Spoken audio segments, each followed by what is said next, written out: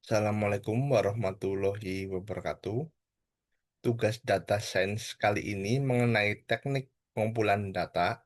Saya akan melakukan survei penggunaan media sosial di kalangan pegawai Badan Pertanahan Nasional atau BPN, Kota Tegal. Saat ini, media sosial merupakan bagian penting dalam kehidupan sehari-hari masyarakat, termasuk di lingkungan kerja pemerintahan.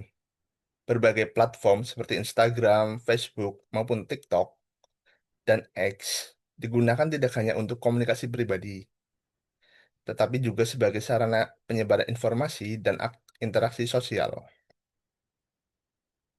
Dalam instansi pemerintah, penggunaan media sosial dapat memberikan dampak positif dalam mendukung transparansi pelayanan publik dan efisiensi komunikasi. Namun, di sisi lain, penggunaan yang tidak bijak juga dapat menimbulkan resiko terhadap etika kerja, produktivitas, atau keamanan data. Oleh karena itu, dibutuhkan sebuah survei untuk mengetahui pola, tujuan, dan dampak penggunaan media sosial di kalangan pegawai pemerintah. Hasil dari survei ini diharapkan dapat memberikan gambaran yang komprehensif sebagai bahan pertimbangan dalam penyusunan kebijakan terkait penggunaan media sosial di lingkungan kerja pemerintahan. Untuk target penelitian yang saya lakukan adalah 10 pegawai BPN Kota Tegal karena banyak pegawai yang aktif menggunakan media sosial baik secara keperluan pribadi maupun secara pekerjaan. Untuk pengumpulan data yang saya gunakan adalah dengan membagikan kuesioner dengan cara survei kepada 10 orang responden secara acak.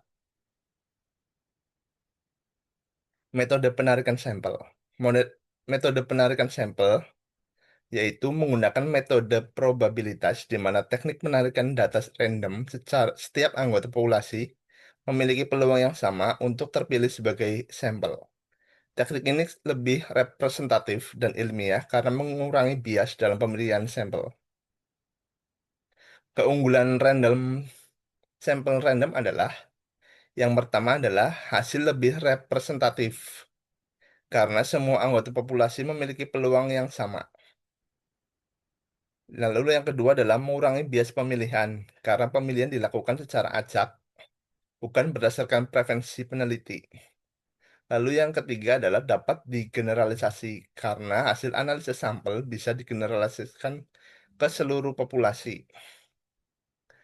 Lalu yang keempat, keunggulan dari sampel random adalah mendukung analisis statistik yang valid karena metode probabilitas memungkinkan perhitungan margin of error, standar error, dan pengujian hipotetis yang sahih secara statistik. Lalu potensi bias. Potensi bias ini yaitu adanya coverage bias terjadi jika kerangka sampel tidak mencakup seluruh populasi secara utuh. Misalnya, daftar nama yang digunakan tidak mencakup sebuah anggota populasi sebenarnya. Lalu yang kedua ada no respond bias. Jika responden yang terpilih tidak mau atau tidak bisa memberikan jawaban dan karakteristik mereka berbeda dari yang merespon, hasil survei menjadi tidak representatif.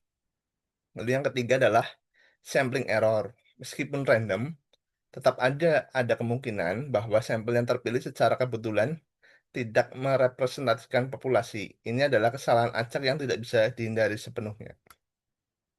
Ini adalah daftar pertanyaan survei yang saya lakukan di kantor pertanahan Kota Tegal. Ini adalah daftar pertanyaannya, misalnya berapa usia Anda, mau platform yang sering digunakan, berapa lama waktu yang dihabiskan untuk mengakses medsos, lalu kapan mengakses medsos, tujuannya apa sih untuk mengakses medsos. Lalu ada yang keenam, ada apakah penggunaan media sosial mengganggu produktivitas yang bersangkutan, dan apakah media sosial bisa membantu citra Anda. Ini adalah foto dokumentasi ketika saya melakukan survei. Di sisi kanan ini adalah beberapa contoh dari pegawai yang saya mintai sebagai respondennya. Lalu berdasarkan 10 responden tadi, saya sudah merangkum jawabannya dalam tabel berikut ini. di mana dalam pertanyaan pertama, berapa usia Anda? Jumlah responden yang menjawab kurang dari 20 tahun adalah 2. Lalu 20 sampai 40 tahun adalah 6. 41 sampai 50 tahun adalah 1. Lebih dari 55 tahun 1. Lalu ada platform media sosial apa yang paling sering Anda gunakan? Yang terbanyak berdasarkan survei adalah Instagram, di mana mendapatkan persentase sebanyak 60%. Lalu, lama yang dihabiskan seseorang menggunakan medsos dalam survei yang saya lakukan terbanyak adalah lebih dari 4 jam dengan memperoleh 50%. Lalu, untuk waktu yang dilakukan dalam mengakses media sosial berdasarkan survei yang saya lakukan adalah sepanjang hari, di mana 4 orang memilih jawaban tersebut, di mana persentasenya menjadi 40%. Lalu, yang kelima adalah tujuan.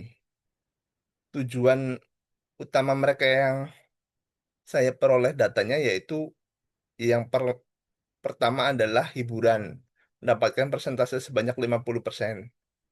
Lalu yang keenam, apakah penggunaan media sosial mengganggu produktivitas kerja Anda? Berdasarkan data yang saya peroleh, jawaban yang terbanyak memperoleh persentase sebanyak 60% adalah tidak terlalu mengganggu.